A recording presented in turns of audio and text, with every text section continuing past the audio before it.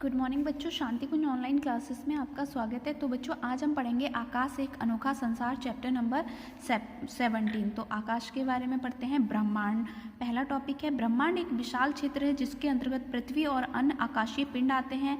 इसमें ग्रह, तारे, उपग्रह, पुच्छल तारे, धूमकेतु, उल्का पिंड, क्षुद्र ग्रह और समस्त आकाशीय पिंड होते हैं। तारे रातों में चमचमाते और टिमटिमाते रहते हैं। तारे जैसे कुछ पिंड जो टिमटिमाते नहीं हैं उन्हें हम क्या कहते हैं? ग्रह कहते हैं। फिर है सौर मंडल। सौर मंडल क्या होता है? तो हमारा सौर मंडल सूर्य, ग्रह, तारे, ग्रहों के उपग्रह तथा अन्य आकाशीय पिंड जैसे पुच्छल तारे, उल्का पिंड, क्षुद्र ग्रह आदि से बना होता है। सूर्य सौर मंडल के केंद्र में है। 8 ग्रह सूर्य के चारों ओर वृत्ताकार पाथ में परिक्रमा करते हैं जिन्हें परिक्रमा पथ या कक्षा कहते हैं। इंग्लिश में इन्हें ऑर्बिट कहते हैं। ये सभी ग्रह घड़ी की सुई की विपरीत दिशा एंटी क्लॉकवाइज में परिक्रमा करते हैं। सूर्य से दूर होने के क्रम में ग्रहों का इस प्रकार क्रम होता है। सबसे पहले होता है बुध, यानी बुध सूर्य के पास में है। उसके बाद में शुक्र आता है, फिर पृथ्वी, फिर मंगल, बृहस्पति, शनि, यूरेनस और नेपच्यून। बुध सबसे तेज गति से परिक्रमा करते हुए लगभग 88 दिनों में सूरज की परिक्रमा कर लेता है। इनमें से कुछ ग्रहों के उपग्रह होते हैं। पृथ्वी का 1, मंगल के 2 और बृहस्पति के 16 और शनि के 18, यूरेनस के 17 और नेपच्यून के 8 उपग्रह होते हैं। तो आप सभी को पता है सूर्य एक तारा है, इसका अपना प्रकाश होता है। ये हमारा सबसे निकटतम तारा है, यानी पृथ्वी का सबसे निकटतम तारा कौन है? सूर्य है। अन्य तारों की अपेक्षा इसका आकार, द्रव्यमान और चमक औसत है। और ये इसमें सूर्य का व्यास कितना है? 13,90,000 किलोमीटर तक इसमें इसका व्यास होता है और इसका तापमान लगभग 5800 डिग्री सेंटीग्रेड होता है। ग्रह क्या होते हैं? ठोस आकाशीय पिंड जो एक निश्चित सर्पिलाकार कक्षा में सूर्य की परिक्रमा करते हैं, इन्हें हम ग्रह कहते हैं। तो बच्चों हम क्योंकि एग्जाम पॉइंट ऑफ व्यू से पढ़ रहे हैं इसीलिए हम जो मेन टॉपिक्स हैं उनको ही कंसिडर करेंगे। तो सूर्य के निकटतम 4 ग्रह हैं, बुध, शुक्र, पृथ्वी और मंगल। अपेक्षाकृत छोटे चट्टानीय पिंड हैं जिन्हें पार्थिव ग्रह कहते हैं। अन्य 4 ग्रह हैं बृहस्पति, शनि, यूरेनस और नेपच्यून, और ये विशाल होते हैं तथा गैसों से बने होते हैं। ये सभी बृहत ग्रह कहलाते हैं। फिर है बुध यानी मरकरी। ये सूर्य का सबसे निकटतम ग्रह है, इसीलिए ये दिन के समय अत्यधिक गर्म और रात के समय अत्यधिक ठंडा रहता है और ये सूर्य की परिक्रमा 88 दिनों में पूरा कर लेता है। शुक्र, सूर्य और चंद्रमा के बाद पृथ्वी पर दिखाई देने वाला सबसे चमकीला आकाशीय पिंड शुक्र है और ये सूर्योदय से पूर्व और सूर्यास्त के पश्चात दिखाई देता है और इसीलिए हम इसे सुबह का तारा और शाम का तारा यानी मॉर्निंग स्टार और इवनिंग स्टार कहते हैं। शुक्र पर ऑक्सीजन नहीं है पर इसमें कार्बन डाइऑक्साइड गैस बहुत ज़्यादा है, इसीलिए इसे ग्रीन हाउस की तरह सूर्य की ऊष्मा को अब्जॉर्ब कर लेता है ये, और इसका टेम्परेचर कितना है? 480 डिग्री सेंटीग्रेड तक होता है। पृथ्वी सूर्य का सबसे निकटतम ग्रह होता है। तीसरे नंबर का ये आप सभी को पता है, इसका एक सैटेलाइट यानी प्रकृति उपग्रह है जिसे हम क्या कहते हैं? मून कहते हैं। फिर है मंगल ग्रह को आसानी से आकाश में देखा जा सकता है और इसमें लाल रंग के कारण इसे लाल ग्रह भी कहा जाता है। इसकी सतह पर आयरन ऑक्साइड की विशाल उपस्थिति के कारण ये लाल होता है। तो लाल क्यों होता है? क्योंकि इसमें आयरन ऑक्साइड होता है। मंगल पर जल नहीं है किंतु वायु में जलवाष्प है जो बर्फ बनकर ध्रुवों पर हिम शिखर के बन जाते हैं और मंगल के वायुमंडल में धूल भरी आंधी भी चलती रहती है। फिर है बृहस्पति।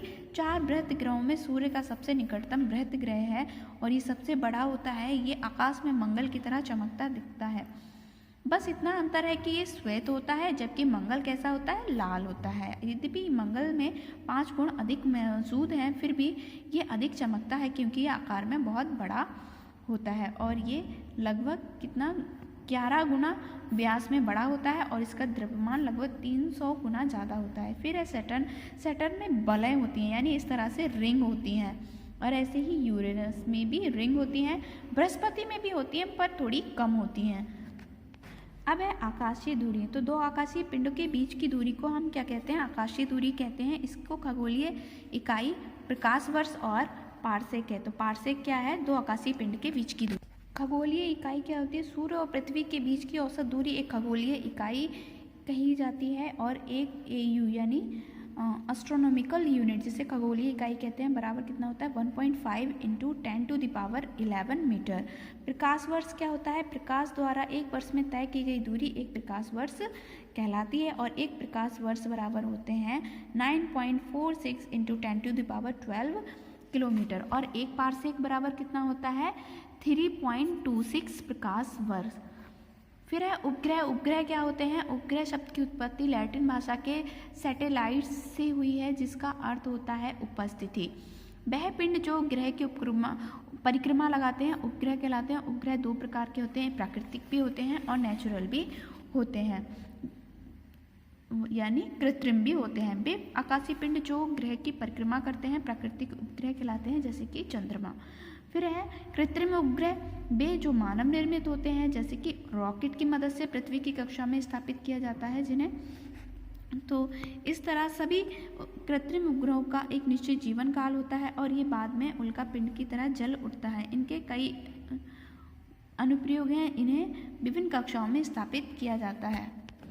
फिर है चंद्रमा। पृथ्वी का प्राकृतिक उपग्रह है। ये पृथ्वी का सबसे निकटतम आकाशीय पिंड है, जो कि कितना दूर है 3,85,300 किलोमीटर दूर है। यही कारण चंद्रमा तारे और ग्रहों की अपेक्षा अधिक चमकता हुआ दिखता है। चंद्रमा पृथ्वी का एकमात्र प्राकृतिक उपग्रह है और ये 1 महीने में अपना परिक्रमा पूरा कर लेता है। चंद्रमा की कुछ अवस्थाएं भी होती हैं। तो चंद्रमा का अपना प्रकाश तो होता नहीं है, सूर्य के प्रकाश से ये परावर्तित होकर हमें चमकता हुआ दिखाई देता है। इसीलिए जिस तरह से सूरज बदलता रहता है अपनी स्थिति को, उसी वजह से चंद्रमा की अवस्थाएं भी बदलती रहती हैं।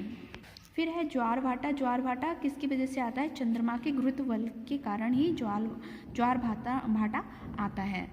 फिर है धूमकेतु। क्या होते हैं धूमकेतु? वे आकाशीय पिंड हैं जो सूर्य के चारों ओर विशाल सर्पिल कक्षा में परिक्रमा करते हैं। वे तभी दिखाई देते हैं जब सूर्य के निकट आते हैं। ये चट्टान, धूल कण और बर्फ के गोले होते हैं। जब ये सूर्य के निकट आता है तो इसमें मौजूद बर्फ पिघल जाता है और बाद में गैस में ये बदल जाता है। इसके साथ कुछ धूल कण भी आते हैं। तो ये होते हैं धूमकेतु, कुछ इस तरह से दिखाई देते हैं चमकते हुए।